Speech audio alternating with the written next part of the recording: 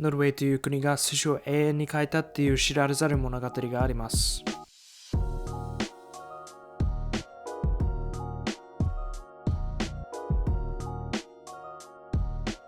これは普通の寿司の皿ですが、この中の一つは40年前には寿司として食べられていなかったし、日本産ですらないです。それはサーモンです。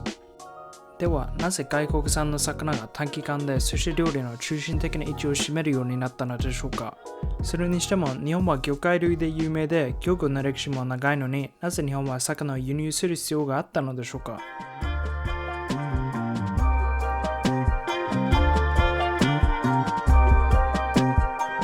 寿司に使われるサーモンの多くがノルウェー産です。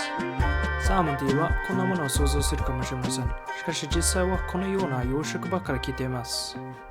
ノルウェーは豊かな海のおかげで昔から漁業の国だったですが、1960年代にノルウェーの魚類資源は減少し始めました。そこでノルウェーは新興産業である魚の養殖に目をつけました。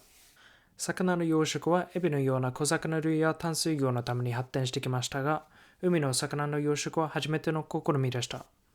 1970年にノルウェーで世界初のサーモン養殖が成功したです。その仕組みは、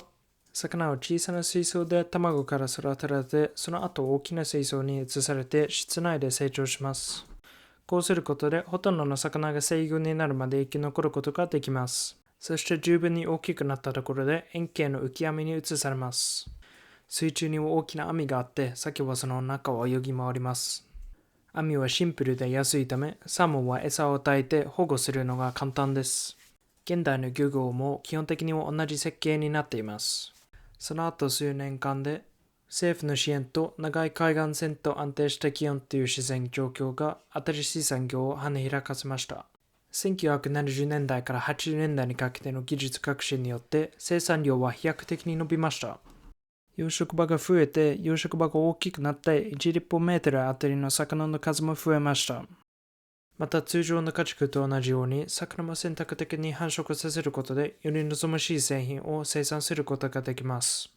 そしてサーモンは高品質で成長が早く、病気に強い魚に育っていきました。通常のサーモンに比べて改良された養殖サーモンは2倍の速度で成長します。この結果、生産量は1971年の100トンから1980年には8000トン、1990年には15万トンに急増しました。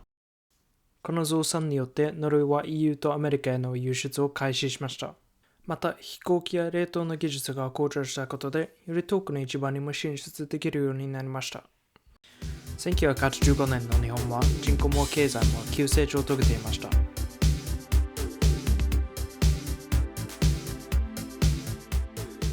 この購買力の増加によって日本人も魚を買うようになりました。一人当たりの消費量も多くて、日本は他のどの国よりも魚を多く消費していました。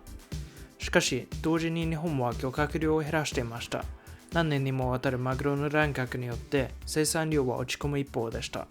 さらに80、90年代には EEZ が設定されて、日本が漁獲できる海域が縮小されました。これは長い漁業文化を誇る日本が初めて魚の輸入を始める必要があったことを意味します。そして日本は大量の魚を輸入し始めて、1986年には日本は世界最大の水産物輸入国となりました。ノルウェー産の魚の生産がブームになって、日本ではますます多くの魚が必要とされるようになったため、ノルウェー人はこのビジネスチャンスに目をつけました。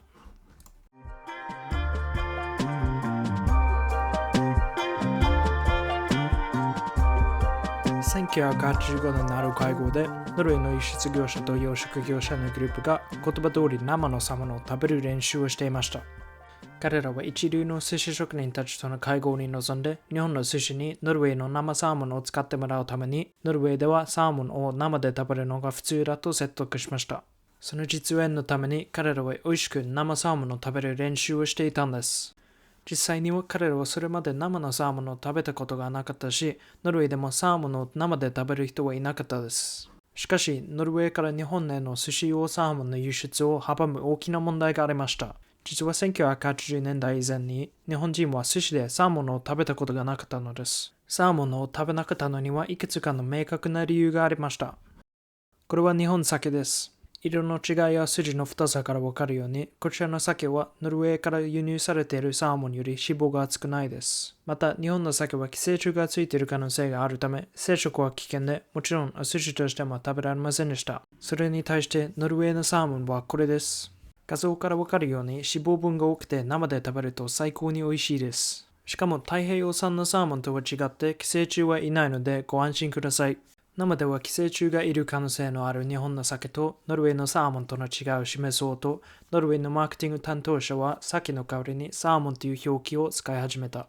ノルウェーは他の国と同じように生食用ではない鮭として輸出することもできましたが、日本人が寿司にサーモンを使い始めたら、ノルウェー産サーモンの市場が活性化して、プレミア価格を要求することもできると考えたのです。そこでノルウェー政府は日本人に寿司用のノルウェー産サーモンを買ってもらうためのキャンペーンを行いました。ノルウェーの魚に関するテレビ番組を支援してスーパーで試食品を配りました。日本では当初生サーモンはあんまり好まれなくて不快な匂いや泥臭い味がしたり色がおかしいなどの苦情が寄せられました。こうして品質上の問題はおそらくサーモンが日本まで長い距離を輸送しなければならなかったことが主な原因だったと考えられます。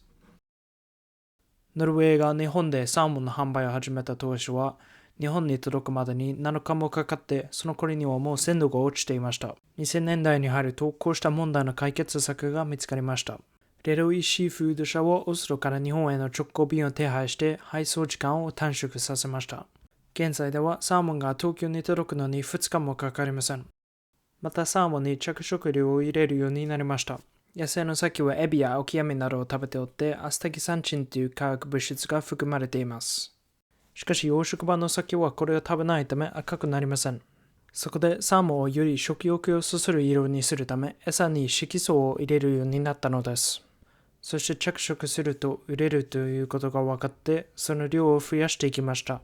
ノルウェーのキャンペーンと品質向上が功を奏しました。こうして2003年までには日本ではサーモンを寿司ネタとして生で食べるのが普通となって、今では最も人気のある寿司ネタの一つとなっています。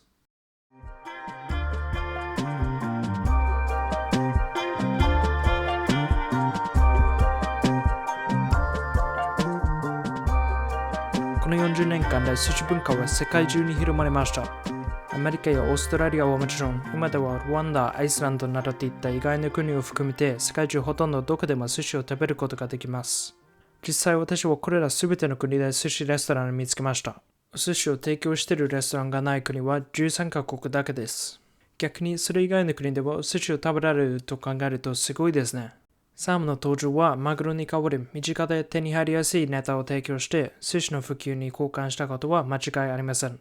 海外で寿司を買うと大体こんな感じの見た目をしています。その結果、ノルウェー産サーモンの需要が急増しました。世界中に寿司を供給することで、ノルウェーは世界第2位の漁製品輸出国となった。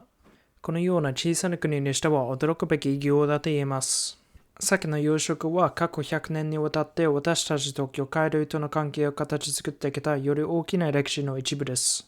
陸における農業革命のように養殖革命は自然環境に負担をかけない方法でより多くの魚を生産することを可能にしています。2012年、養殖水産物の生産量は初めて漁獲量を上回りました。シンプルな一皿の寿司の中に過去40年間の食と世界経済の激変の痕跡を見ることができます。寿司の変化はグローバル化と魚介類の養殖へのシフトの結果としてもたらされたものですが、もしサーモンの寿司が今より美味しさに欠けていたなら、私やあなたがサーモンの寿司を選ぶことはなかったでしょうし、今ほど世界中で人気を集めることはなかったでしょう。もちろん寿司がグローバル化したことで、日本の伝統的な寿司文化が薄れてしまった部分もあるかもしれません。でもノルウェーのサーモンのようにグローバル化によって得られたものも大きいです。ノルウェーの協力のおかげで私たちは今美味しいサーモンの寿司を食べられていて、40年前と比べても寿司の歴史は発展してきました。今度サーモンの寿司を食べるときは、ぜひその歴史を感じながら味わってみてください。